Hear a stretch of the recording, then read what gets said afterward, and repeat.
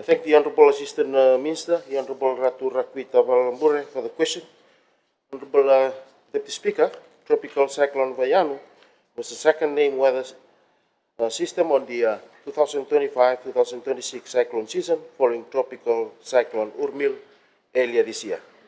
At its peak, TC Vaianu intensified into a Category 3 system and was classified as a severe tropical cyclone by the Fiji Meteorological Service. The system passed through Fiji waters on the 7th and 8th of April as it tracked southward from Vanuatu.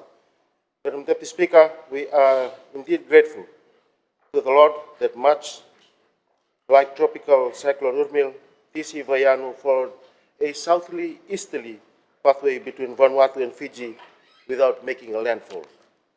However, while the system did not directly strike our shores, it still generated destructive winds, heavy rainfall, flash flooding, and dangerous sea conditions, particularly across the Western Division and parts of the Central Division. This event again reminds us that even near-miss cyclones can have significant consequences for our people, infrastructure, economy, and essential services. Madam Deputy Speaker, in anticipation of the cyclone's impact, government activated the National Disaster Response Mechanism through the Divisional Emergency Operations Center and the National Disaster Risk Management Office. This ensured that coordination structures were operational well before adverse weather conditions intensified. Public advisories were issued across all communities, platform urging citizens to remain vigilant, prepare emergency household kits, secure homes and property, avoid unnecessary travel, and exercise extreme caution when attempting to cross flooded roads, bridges, and low water crossing.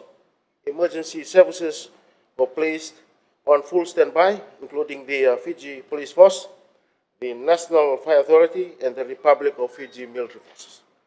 Evacuation centers were also graded in advance, and members of the public residing in vulnerable locations were strongly encouraged to evacuate early when necessary. Madam Deputy Speaker, at the height of the event, government activated 68 evacuation centers nationwide, which provided safe shelter for 2,702 evacuees. These were distributed as follows. The Eastern Division, there were 8 centers. Western Division, there were 43 centers. The Central Division, there were 15 centers. And in the Northern Division, there were 2 centers. Within these centers, evacuees were provided with shelter, safety, sanitation support, and assistance from emergency personnel. Security and welfare oversight were maintained throughout the period of activation. The high concentration of centers were in the Western Division reflects the severity of flooding and weather-related risk experienced in that part of the country. Madam Deputy Speaker, the severe weather condition resulted in widespread disruption of daily life and economic activity. In the transport sector, floodwaters submerged roads and crossing across the Western Division, Central Division, forcing the temporary suspension of bus services in several areas. Fiji Airways also suspended both domestic and international services for safety reasons, while maritime travel was also disrupted with cancellations by interlink shipping and grounded shipping. In the education sector and public service, schools were closed as a precautionary measure, and non-essential civil servants were directed to remain at home to reduce unnecessary risk of life and movement. Power and water services were also impacted. A major transmission line outage in the Central Division resulted in temporary power rationing, while communities in parts of Ra, Tavua, and Ba experienced electricity disruptions. Water supply interruptions also occurred in several areas due to damaged infrastructure. Madam Deputy Speaker, it is with deep sadness that I confirm one fatality was recorded during this event involving a 2-year-old child with pre-existing medical condition. On behalf of government, I extend our heartfelt condolences to the family during this difficult time. No disaster statistics can fully capture the pain of such a loss, and our thoughts and prayers remain with them.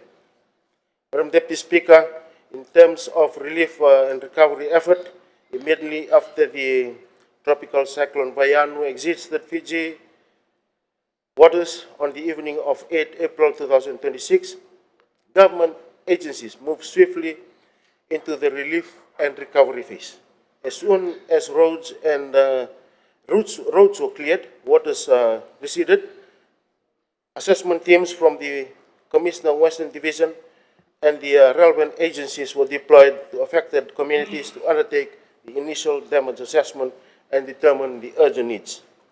Madam Deputy Speaker, a total of 1,916 families across the Western and Central Division received food rations assistance through government and humanitarian partners.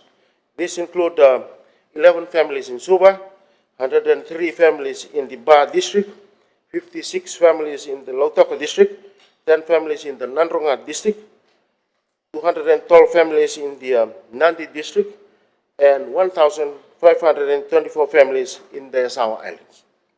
I also acknowledge the support of the Fiji Red Cross Society, who also complement our national effort in distributing non-food relief items, including household essentials, to affected families. I also commend the support of the communities, particularly in the Samoa Islands, who offered their boats and manpower to assist the distribution of relief items.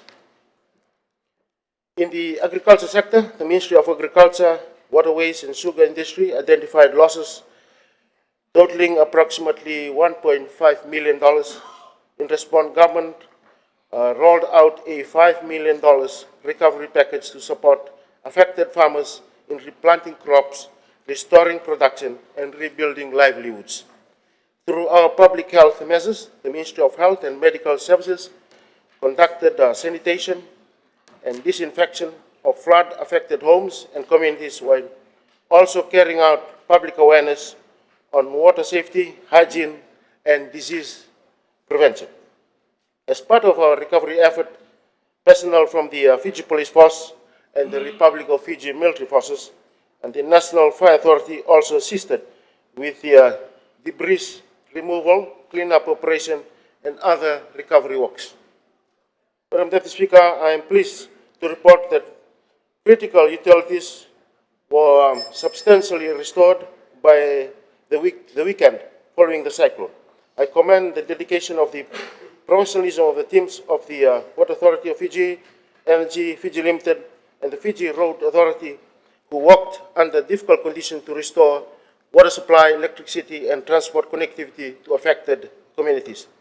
Madam Deputy Speaker, government acknowledges with gratitude the assistance provided by our development partners, faith-based organizations, and civil society, including Fiji Red Cross, Fiji Council of Social Services, Fiji Pine Trust, UNRWA Fiji, and Caritas Fiji. Their partnership and services greatly strengthened our national relief efforts.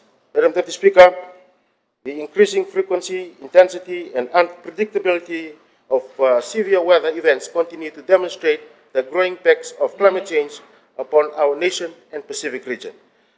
The fact that both tropical cyclones that I have mentioned occurred toward the later end of the cyclone season is a clear indication that historically weather patterns can no longer be relied upon.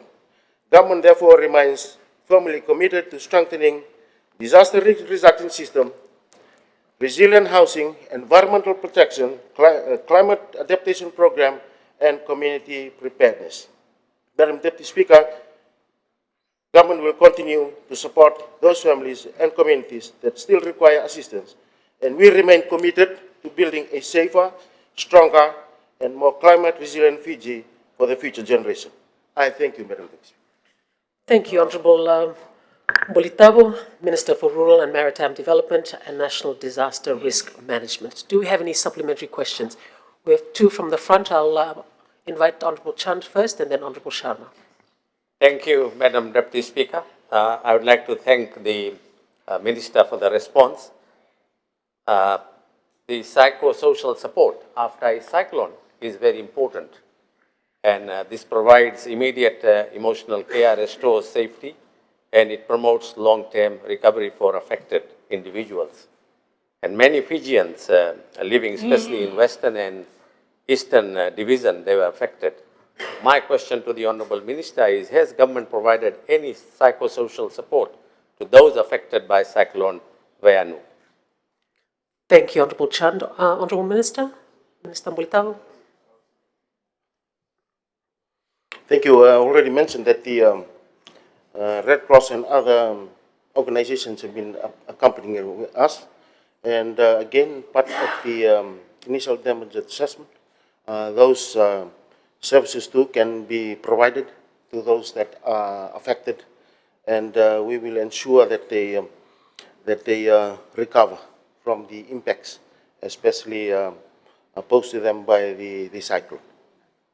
Thank you.